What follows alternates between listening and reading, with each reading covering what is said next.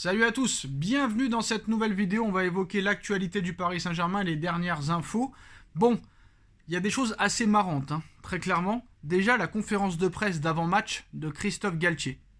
Avant le match contre Rennes dimanche, au Parc des Princes, 17h05. Le Stade Rennais va jouer à fond contre le Paris Saint-Germain, alors que le PSG a une équipe complètement décimée. Ramos, Mukiele, Marquinhos, Hakimi. Forfait pour le match PSG-Rennes, en plus de Kipembe. Donc toute la défense centrale est très clairement décimée. En plus de ça, Rennes va jouer son va-tout, vu que Rennes a encore la possibilité d'accrocher une place européenne et surtout une place en Ligue des Champions, vu que la 3e place n'est pas si loin que ça. Alors, la conférence de presse de Christophe Galtier est lunaire, utopique, complètement incroyable. Ouvrez grand vos oreilles et écoutez-moi ça. Alors, c'est une bonne chose de faire un match par semaine. On aura la possibilité de récupérer plusieurs joueurs. Quand tu écoutes un coach dire ça, t'as envie de te dire, mais c'est quoi la blague? Est-ce une blague ou est-ce vraiment ce qu'il pense? Très clairement, là, il y a un problème. Quand tu dis ça, là, t'as perdu toute perspective d'ambition. Moi, je serais Galtier, autant se faire éliminer dès les poules de Ligue des Champions et se faire éliminer dès le premier match de Coupe de France. Comme ça, tu seras tranquille. Tu auras un match par semaine et tu auras peut-être moins d'un match par semaine parce que l'année prochaine, la Ligue 1 va passer de 18 à 20, ou plutôt de 18 à 20, c'est ça. Très clairement. Non, ça va passer de 20 à 18, excusez-moi. De 20 à 18. Ce club me fait bégayer. Voilà, il n'y aura plus 38 journées, mais 34 journées, donc 4 matchs de moins. En plus, il n'y a plus de prolongation en Coupe de France, donc bientôt tu ne vas plus jouer, très clairement. En France, tu ne vas plus jouer. Quand tu vois le salaire que va toucher Mbappé l'année prochaine, et vu le nombre de matchs qu'il va avoir, très clairement, tu te dis, la soupe, qu'est-ce qu'elle est bonne au Paris Saint-Germain. Donc l'année prochaine, 34 journées au lieu de 38. Et Galtier qui te dit, cette saison-là, c'est bien. Très clairement, on va récupérer beaucoup de joueurs, vu qu'on joue qu'un match par semaine. C'est quoi ce coach? C'est quoi ce coach qui ne connaissait même pas la règle de l'UEFA face à la Juve quand le PSG est passé deuxième, alors qu'il aurait dû finir premier de sa poule. Mais le Benfica est passé devant, grâce à sa victoire large face au Maccabi Haïfa.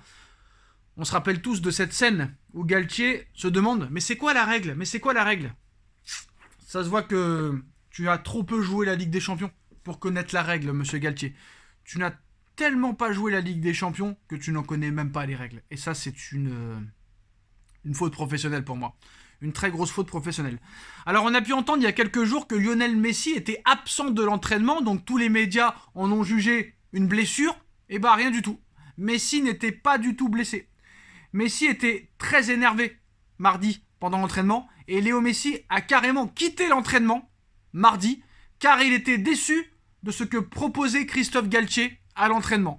Le coach du Paris Saint-Germain a tenté de le convaincre de rester, mais le joueur est quand même rentré chez lui. C'est-à-dire que Lionel Messi, pendant l'entraînement, a dit à Christophe Galtier d'aller se faire foutre. D'aller se faire foutre. Messi n'avait jamais vu ça. Messi n'avait jamais vu autant de séances d'entraînement avec autant peu d'intensité. Très clairement. Et pour l'anecdote, Christophe Galtier, qui prépare son schéma contre le Bayern avant le match aller, et les joueurs travaillent l'animation offensive, Messi n'aime pas du tout ça. Le staff lui demande pourquoi il boude, et il leur rétorque ne me parlez pas. Faites votre truc, mais ne me parlez pas. Très clairement, voilà. Ça veut bien dire la mascarade qu'est ce club. Alors moi, je vais ni défendre Galtier, ni défendre Messi. Déjà, ce qu'il faut savoir, c'est que dans n'importe quel autre grand club, ça veut dire que c'est une preuve, encore une fois, que le PSG n'est pas un grand club. Dans n'importe quel autre club, déjà, aucun coach ne s'entraînerait comme ça, ne ferait des séances d'entraînement comme ça. C'est simple, allez voir sur PSG TV. Vous avez les séances d'entraînement, ça ne travaille pas. Ça travaille à 2 à l'heure, ça ne fait strictement rien. Ça fait la passe à 10. Par contre, Messi ou pas Messi, dans n'importe quel autre club, un joueur se comporte comme ça, très clairement, il y a des conséquences derrière. Alors je veux bien, c'est Léo Messi, peut-être le meilleur joueur de l'histoire, peut-être le meilleur joueur de tous les temps, légende vivante. Mais voilà, très clairement, s'il y a un choix à faire, t'es obligé un petit peu de défendre Messi. Alors je vais pas défendre Messi, mais tu peux pouvoir peut-être le défendre parce que quand tu vois un coach qui travaille aussi peu, un staff qui travaille aussi peu, t'es Messi, tu vois ça, tu te dis, mais attends, mais où j'ai signé? Où j'ai signé? C'est pour ça que la prolongation de Messi, moi, j'y crois pas trop. Honnêtement, j'y crois pas trop. Je pense que Messi va quitter le Paris Saint-Germain. Je pense que c'est ça.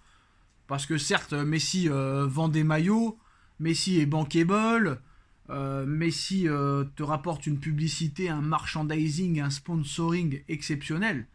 Mais tu peux pas continuer à travailler comme ça, c'est pas possible. Donc ce club va à sa perte, très clairement. Ça, il faut le savoir. Rien ne changera. Donc c'est très compliqué maintenant de croire en quelque chose alors que tu sais que ça ne va pas changer. Ça ne va pas changer. C'est comme si tu étais en couple, très clairement. Tu es en couple, tu vois que ta relation ne marche pas. Ça ne marche pas. Et les deux sont fautifs, la femme et l'homme. Et à un moment donné, ça va parler, ça va parler. L'homme promet des choses, la femme promet des choses. Ça va durer un temps. Pour le Paris Saint-Germain, ça dure au début de saison.